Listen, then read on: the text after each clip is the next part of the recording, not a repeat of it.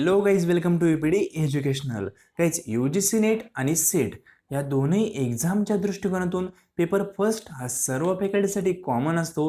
हेच लक्षात घेऊन पेपर फर्स्टसाठी आपण पूर्णपणे क्रॅश कोर्स पाहत आहोत. यामध्ये आपण सुरू केलं आहे टीचिंग ॲप्टिट्यूड. याचा पार्ट नंबर हा फर्स्ट आहे. याआधी रिसर्च ॲप्टिट्यूड हा मी पूर्णपणे तुम्हाला प्रोव्हाइड केलेला आहे. तर गाईज, टीचिंग ॲप्टिट्यूडचा पार्ट नंबर फर्स्ट हा सुरू करण्याआधी तुम्ही चॅनलवर नवीन असताल तर नेट सेट पेट एक्झामच्या अपडेटसाठी चॅनलला सबस्क्राईब करून ठेवा, किंवा या चॅनलचे टेलिग्राम चॅनल आहे, लिंक डिस्क्रिप्शन बॉक्समध्ये आहे, त्याला जॉईन करून ठेवा, जेणेकरून कुठलाही अपडेट असेल, कोणतीही PDF असेल, तिथेही तुम्हाला अवेलेबल केली जाईल. तर हे बघा, हा आपला unit number first teaching aptitude हा आपण इथं सुरू करत आहोत. Research aptitude unit number second आहे, तो आपण कंप्लीट केला आहे. पहिल्यांदा आपण युनिट नंबर सेकंड कंप्लीट केला, त्यानंतर युनिट नंबर फर्स्ट हा कंप्लीट करण्यासाठी सुरू करतोय.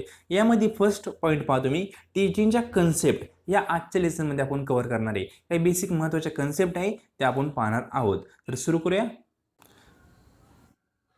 आता फर्स्ट आहे याचे ऑब्जेक्टिव्ह, म्हणजे आपण का टीचिंग ॲप्टिट्यूड शिकणार आहोत. तर फर्स्ट आहे त्याचं अंडरस्टँड बेसिक टर्म, म्हणजे काही बेसिक टर्म्स असतात टीचिंगच्या, त्या आपल्याला योग्य प्रकारे समजून घ्यायच्या आहे. आणि सेकंड आहे मेक टीचिंग इफेक्टिव्ह, कारण टीचिंग ॲप्टिट्यूड यामध्ये तुम्हाला शिकवलेलं काय असतं, बेसिकली एक्झाम कसा पास व्हायचा हे नाही शिकवला. आपल्याला शिकवलेलं काय टीचिंग ॲप्टिट्यूडमध्ये, की शिकवायचं कसं, शिकवताना कुठल्या गोष्टी तुमच्या अंगी असायला हव्या, कुठल्या गोष्टींची तुम्ही काळजी घ्यायला हवी, हे सर्व टीचिंग ॲप्टिट्यूडमध्ये तुम्हाला सांगितलेलं आहे. म्हणून आपल्याला टीचिंग ॲप्टिट्यूड यासाठी शिकायचं आहे की आपण बऱ्यापैकी चांगल्या प्रकारे इन फ्युचर विद्यार्थ्यांना शिकवू शकतो. ठीक आहे, म्हणजे इफेक्टिव्हली शिकवू शकतो. या दृष्टिकोनातून आपल्याला टीचिंग ॲप्टिट्यूड शिकवायचं आहे. तर नेक्स्ट आहे टार्गेट ऑडियन्स. टार्गेट ऑडियन्स कुठले आहेत? NTA नेटचं जे एक्झाम देणार आहेत ते सर्व विद्यार्थी, MS सेटचा एक्झाम देणार आहेत ते सर्व विद्यार्थी, त्याचबरोबर BEd DEd करणारे विद्यार्थी. त्यानंतर बेसिक टीचिंग कन्सेप्ट. तर आपण सुरू करतोय बेसिक काही टीचिंगचा कन्सेप्ट आहेत त्यांना. सुरू करूया.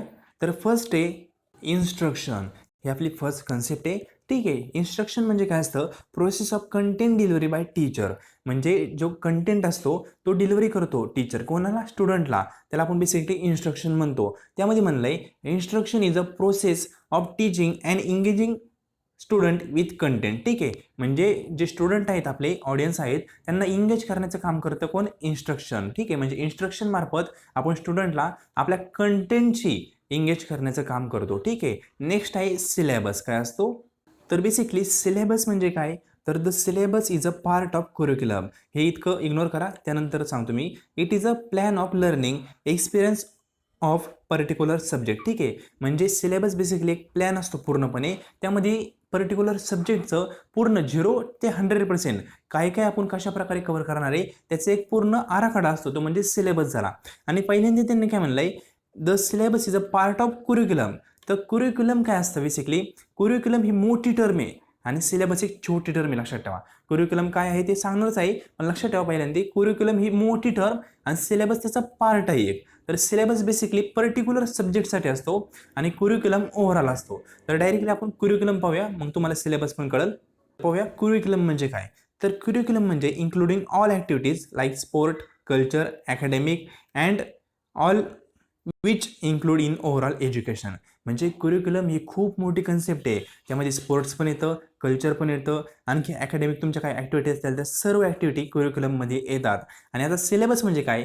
तर फॉर एक्झाम्पल स्पोर्ट आहे. ठीक आहे, तर स्पोर्ट्सचा एक सेपरेट सिलेबस असेल, कल्चरचा एक सेपरेट सिलेबस असू शकतो, किंवा आणखी काही सब्जेक्ट असतील त्यांचा सेपरेट सिलेबस असू शकतो. पण सर्वांचं कॉम्बिनेशन ना, त्याला म्हणतो आपण कुरिक्युलम. ठीक आहे, म्हणजे कुरिक्युलम म्हणजे ओव्हरऑल तुमचे एज्युकेशन आहे, त्या एज्युकेशनमध्ये ज्या काही गोष्टी येतील त्याला आपण सर्वांना कुरिक्युलम असं म्हणतो. ठीक आहे, लक्षात ठेवा, सिलेबस एक खूप छोटी टर्म आहे, कुरिक्युलम खूप मोठी टर्म आहे. आणि असा एक क्वेश्चन आलता की कुरिक्युलम हा सिलेबसचा पार्ट आहे का? तर नाही. काय? कुरिक्युलमचा पार्ट सिलेबस आहे. ठीक आहे, असं वाक्य आहे. ठीक आहे, म्हणजे कुरिक्युलम आहे याचा पार्ट सिलेबस आहे, तर सिलेबसचा पार्ट कुरिक्युलम नाही आहे. लक्षात ठेवा. ठीक आहे, कारण का? कुरिक्युलम ही मोठी टर्म आहे आणि त्याच्या आत छोटासा एक सिलेबस असतो. लक्षात ठेवा, सिलेबस हा पर्टिक्युलर असतो, कुरिक्युलममध्ये ओव्हरऑल सर्व गोष्टी असतात, स्पोर्ट्स, कल्चर, सर्व सर्व सर्व. ठीक आहे, म्हणजे एज्युकेशनशी त्या क्षेत्राशी निगडीतील सर्व गोष्टी. नेक्स्ट आहे ब्रेकिंग द आईस.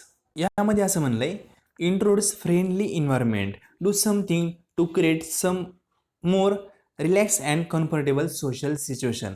म्हणजे बेसिकली ब्रेकिंग द आईस म्हणजे काय माहिती आहे का, दोन अनोळखी व्यक्तीत एकदाच भेटले, ठीक आहे, एका वेळेस भेटले अनोळखीत, तर व्यवस्थित ते संवाद करू शकत नाही एकमेकांसोबत, कारण अनोळखी. मग अनोळखीपणा थोडासा कमी करण्यासाठी आपण ज्या काही गोष्टी करतो ना, त्याला म्हणतो आपण ब्रेकिंग द आईस. म्हणजे यामध्ये फ्रेंडली एन्व्हायरमेंट क्रिएट करण्याचा प्रयत्न केला जातो. म्हणजे फॉर एक्झाम्पल पहा, तुम्ही एखाद्या इन्शुरन्स ऑफिसमध्ये गेले, म्हणजे फॉर एक्झाम्पल इन्शुरन्स ऑफिस आहे, तुम्ही इथं आत गेल्यानंतर तुम्हाला तिथले कुठलेही व्यक्ती ओळखत नसतात किंवा ते व्यक्ती तुम्हाला ओळखत नसतात, ठीक आहे. त्यावेळेस काय होतं, तुम्ही आत गेल्यानंतर तुम्हाला ते सर बसा वगैरे म्हणणार किंवा चहा पाणी नाश्ता विचारणार, ठीक आहे. थोडंसं म्हणजे असं एक नॉर्मल ते गप्पा मारणार 2 मिनिटं आणि त्यानंतर ते मुद्दे म्हणणार इन्शुरन्स पॉलिसीच्या. म्हणजे पहिल्यांदा थोडंसं फ्रेंडली एन्व्हायरमेंट करण्याचा प्रयत्न करतात, जेणेकरून तुम्ही मन मोकळे त्यांच्याशी बोलू शकता आणि ते पण पूर्णपणे तुम्हाला एक्सप्लेन करू शकतात. म्हणून फ्रेंडली एन्व्हायरमेंट ज्यावेळेस आपण करतो ना, त्या कन्सेप्टला म्हणतात ब्रेकिंग द आईस. लक्षात ठेवा, ठीक आहे. छोटी कन्सेप्ट आहे, अवघड काही नाही. नेक्स्ट टर्म आहे एज्युकेशन. तर बेसिकली एज्युकेशन सर्वांना माहीत असतं, मी जास्त काही डीपमध्ये जात नाही, फक्त ते कन्फ्युजन असतं बऱ्याच विद्यार्थ्यांचं, ते क्लिअर करण्याचा प्रयत्न करतो. तर एज्युकेशनमध्ये दोन्ही ॲक्टिव्हिटी येतात, लक्षात ठेवा.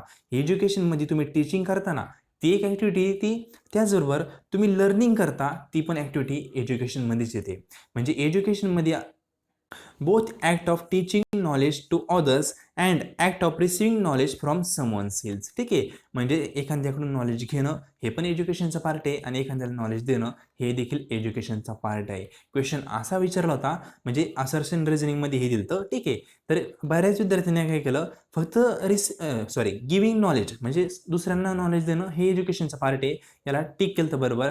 पण दुसऱ्याकडून नॉलेज घेणं हे एज्युकेशनचा पार्ट नाही आहे, म्हणून त्याला रॉंग असं केलं तर, ठीक आहे. तर असं नाही आहे, लक्षात ठेवा. दुसऱ्याकडून नॉलेज घेणं हे देखील एज्युकेशनचा पार्ट आहे आणि दुसऱ्यांना नॉलेज देणं हे देखील एज्युकेशनचाच पार्ट आहे. तर एज्युकेशन काय असतं बऱ्याच विद्यार्थ्यांना माहिती आहे, सर्वांनाच माहीत असेल, म्हणून जास्त काही टाईम इथं देत नाही, ठीक आहे. नेक्स्ट कन्सेप्ट आहे आपली इमिटेशन. इमिटेशन म्हणजे काय, skill person showing demo and learner try to copy them. कळालं. इमिटेशन म्हणजे काय, तर बेसिकली इमिटेशनमध्ये एक स्किल पर्सन असतो, तो काय करतो, डेमो दाखवतो आणि लर्नर तो डेमो कॉपी करून ते शिकण्याचा प्रयत्न करतो. नाही कळालं, एक एक्झाम्पल सांगतो ऐका इमिटेशनचं. बेसिकली इमिटेशन म्हणजे समोरच्याचं सोंग करणे. म्हणजे फॉर एक्झाम्पल डान्सिंग क्लास असतात पहा, डान्सिंग क्लासमध्ये काय करतात, जे टीचर असतात ते डान्स करतात आणि त्यांचे समोरचे जे स्टुडंट असतात ते त्यांची कॉपी करण्याचा प्रयत्न करतात. म्हणजे टीचर जसं डान्स करतोय तसं स्टुडंट डान्स करण्याचा प्रयत्न करतात, त्याला म्हणतो आपण इमिटेशन कन्सेप्ट, ठीक आहे. म्हणजे जो एक्सपर्ट आहे तो ती ॲक्टिव्हिटी करणार आहे आणि जो लर्नर आहे ती ॲक्टिव्हिटी त्याची कॉपी करून ते शिकण्याचा प्रयत्न करणार आहे, त्याला आपण म्हणतो इमिटेशन, ठीक आहे. याचं चांगलं उदाहरण म्हणजे डान्सिंग क्लास. तिथं टीचर डान्स करत असतात आणि स्टुडंट तोच डान्स कॉपी करण्याचा प्रयत्न करतात आणि त्यामार्फत शिकण्याचा प्रयत्न करतात, त्याला आपण म्हणतो इमिटेशन, ठीक आहे. तर नेक्स्ट टर्म आहे पॅराफ्रेझिंग. तर बेसिकली पॅराफ्रेझिंग म्हणजे काय, local language express the meaning in on word. म्हणजे स्वतःच्या शब्दामध्ये आपलं जे मत आहे ते मांडणं म्हणजे पॅराफ्रेझिंग. म्हणजे फॉर एक्झाम्पल तिथं लोकल लँग्वेज पण असते, त्याचबरोबर स्वतःच्या शब्दात आपण मत मांडतो ना समोरच्या गोष्टीवर, त्याला आपण पॅराफ्रेझिंग म्हणतो. एक उदाहरण सांगतो, योग्य प्रकारे समजेल. फॉर एक्झाम्पल टीचरने एखादी कन्सेप्ट तुम्हाला वर्गामध्ये शिकवली, ठीक आहे, हा वर्ग आहे, टीचर तिथं त्यांनी एक कन्सेप्ट शिकवली तुम्हाला. शिकवल्यानंतर टीचर बऱ्याच वेळा म्हणतात, पहा जे मी आता तुम्हाला सांगितलं ते तुम्ही तुमच्या शब्दामध्ये सांगण्याचा प्रयत्न करा, त्याला म्हणतो आपण पॅराफ्रेझिंग. म्हणजे जी कन्सेप्ट आहे ती फक्त आपण आपल्या शब्दामध्ये, जी आपली लोकल लँग्वेज आहे त्यामध्ये आपण ती मांडण्याचे प्रयत्न करतो, त्याला म्हणून पॅराफ्रेझिंग म्हणतो. किंवा आणखी एक उदाहरण आहे पहा, तुम्ही बरेच एक्झाम दिलेत आतापर्यंत, म्हणजे तुम्ही पहिलीपासून तर आता 17वी तुमची कंप्लीट झाली तोपर्यंत तुम्ही एक्झामच दिलेले आहेत. अनेक वेळा तुम्ही पाहिलं असेल की क्वेश्चन असतात पहा, हा क्वेश्चन तुमच्या शब्दामध्ये एक्सप्लेन करा, तुमच्या वर्ल्डमध्ये, ठीक आहे, ऑन वर्ल्ड म्हणतो आपण त्याला, स्वतःच्या शब्दामध्ये एक्सप्लेन करा, म्हणजेच तिथं कन्सेप्ट वापरलेली असते पॅराफ्रेझिंग. म्हणजे कुठलीही कन्सेप्ट स्वतःच्या शब्दामध्ये आपल्याला काय वाटतंय, आपली लोकल भाषा काय त्या शब्दामध्ये आपण ती कन्सेप्ट एक्सप्रेस करतो, त्याला आपण पॅराफ्रेझिंग म्हणतो. 2दा ते 3दा मी एक वाक्य रिपीट करतोय जेणेकरून तुमच्या माइंडमध्ये ते फिट राहावं, ठीक आहे. Next symposium. तर बेसिकली सिम्पोजियम काय असतं, symposium is a group of expert, ठीक आहे. सिम्पोजियम हा ग्रुप असतो कशाचा, एक्सपर्ट लोकांचा, आणि ते डिस्कस करतात वन टॉपिकवर.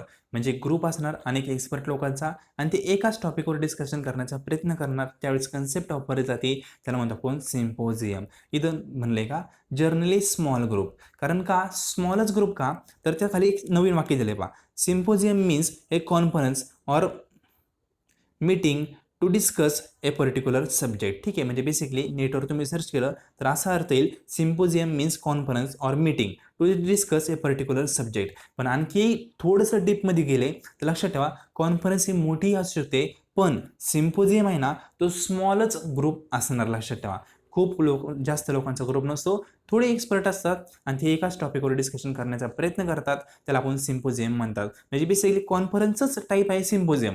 फक्त कॉन्फरन्समध्ये अनेक लोक असू शकतात, पण सिम्पोजियममध्ये नॉर्मली कमी लोकच असतात, म्हणजे जास्त काही लोकांची संख्या नसते. ठीक आहे, नेक्स्ट आहे सिम्युलेशन. तर बेसिकली सिम्युलेशन म्हणजे काय, क्रिएट रिअल लाईफ सिच्युएशन. एक उदाहरण सांगतो सिम्युलेशनचं. फॉर एक्झाम्पल पहा, आपण म्हणू शकतो जे एरोप्लेन म्हणजे जे पायलट आहेत, ठीक आहे, त्यांना विमान चालवायचं शिकायचं असं, त्यावेळेस त्यांना डायरेक्टली विमानात बसून चालवा असं नाही म्हणत, त्यांना आधी एक पूर्णपणे 3D गोष्टीमार्फत ते विमान शिकवतात. म्हणजे बेसिकली एक 3D विमान करणार, त्यामध्ये त्यांना बसवणार आणि त्यानंतर म्हणणार तुम्हाला हे चालवा. ठीक आहे, म्हणजे रिअल लाईफ सारखं काय केलं त्यांनी सिच्युएशन क्रिएट केले आणि त्याला म्हणतो आपण काय, सिम्युलेशन. म्हणजे सिम्युलेशनमध्ये काय असतं, रिअल काही नसतं, पण रिअलसारखं फील आणलं जातं. म्हणजे विमान चालवून रिअलमध्ये चालवून, म्हणजे पायलटला जेव्हा फर्स्ट टाइम विमान चालवायचं असतं ना, त्याआधी बऱ्याच त्याच्या प्रॅक्टिस 3D विमानावर घेतल्या जातात. ठीक आहे, म्हणजे ते पूर्णपणे रिअलसारखं वातावरण क्रिएट केलं जातं, रिअल काही नसतं, त्याला म्हणतो आपण सिम्युलेशन. ठीक आहे, आवड काही नाही, व्यवस्थित समजून घ्या. थोडंसं कळत नसेल तर व्हिडिओला पुन्हा बॅकला घ्या, व्यवस्थित समजतील. सर्व कन्सेप्ट खूप महत्त्वाचे आहे. आता नेक्स्ट आहे सेमिनार. सेमिनार म्हणजे काय, group of people with teacher or expert for training, discussion or study on particular subject. ठीक आहे, simply seminar is a type of group discussion. लक्षात ठेवा सेमिनारमध्ये असं नसतं कधी एक व्यक्ती बोलतोय बाकीचे सगळे फक्त ऐकतायत, असं नसतं. सेमिनार एक ग्रुप डिस्कशनचा टाईप आहे, तिथे डिस्कशन पण होऊ शकतं. ठीक आहे, म्हणजे पहिला व्यक्ती काय करतो, त्याचं मत मांडतो, त्यानंतर जे ऑडियन्स आहे त्यांना पण फीडबॅक विचारतो, त्याला आपण सेमिनार असं म्हणतो. बरेच तुम्ही सेमिनार अटेंड केलेले असेल, लाईव्ह तुम्हाला माहिती आहे सेमिनार कसं असतं, म्हणून जास्त काय टाईम देत नाही. त्यानंतर नेक्स्ट टर्म आहे फ्लॅश कार्ड. फ्लॅश कार्डमध्ये काय असतं माहिती का, बेसिकली तुमची मेमरी आहे ना, ती मेमरीला टेस्ट करण्याचा प्रयत्न करतात फ्लॅश कार्डमध्ये. म्हणजेच म्हणलंय पहा, for test memory a card contain a small amount of information held up for pupils to see as an aid to learning. ठीक आहे, म्हणजे यामध्ये म्हणलं आहे काय बेसिकली सांगतो शॉर्टमध्ये. तर बेसिकली तुम्हाला कार्ड दाखवतात. ठीक आहे, त्या कार्डमध्ये एक छोटीशी इन्फॉर्मेशन दिली जाते आणि ती इन्फॉर्मेशन ते कार्ड झाकून घेतात आणि म्हणतात त्या कार्डमध्ये काय इन्फॉर्मेशन होती ते सांग. म्हणजेच ती मेमरी ते टेस्ट करण्याचा प्रयत्न करतात, तुम्हाला किती आठवतंय हे टेस्ट करण्याचा प्रयत्न करतात, त्याला म्हणतो आपण फ्लॅश कार्ड. आणखी एक उदाहरण सांगतो, जे लहान मुलं असतात पहा, लहान मुलांना ABCD शिकवताना तुम्ही अनेक चार्ट आणले असतील. ठीक आहे, ते चार्ट पण फ्लॅश कार्डमध्येच मोडतात. म्हणजे चार्ट मार्फत त्यांना शिकवायची ABCD वगैरे आणि तो चार्ट लपून ठेवायचा. त्यानंतर त्यांना म्हणायचं A कसा असतो कार्ड, B कसा असतो ते कार्ड. ठीक आहे, मग त्याला म्हणतो पण फ्लॅश कार्ड. म्हणजे तो कार्ड आठवतो तो लहान मुलगा आणि त्यानुसार ती ABCD अंडरस्टँड करतो, लर्न करतो, त्याला आपण फ्लॅश कार्ड म्हणतो. म्हणजे छोटेसे कार्ड वगैरे वापरायचे आणि त्यामार्फत समोरच्याला टीच करायचं आणि त्यानंतर किती त्याच्या लक्षात राहिलं हे ॲनालिसिस करण्याचा प्रयत्न करायचा, त्याला आपण फ्लॅश कार्ड असं म्हणतो. बेसिकली यामध्ये मेमरीची टेस्ट केली जाते. ठीक आहे, कोणाची मेमरी, कॉम्प्युटरची नाही, माणसांची मेमरी टेस्ट केली जाते. तर बेसिकली आजच्या कन्सेप्ट होत्या. व्हिडिओ कसा वाटला कमेंट बॉक्समध्ये कमेंट करायला विसरू नका. तुमच्या कमेंट हेच आम्हाला मोटिवेशन भेटत असतं. व्हिडिओ पाहिल्याबद्दल थँक्यू सो मच.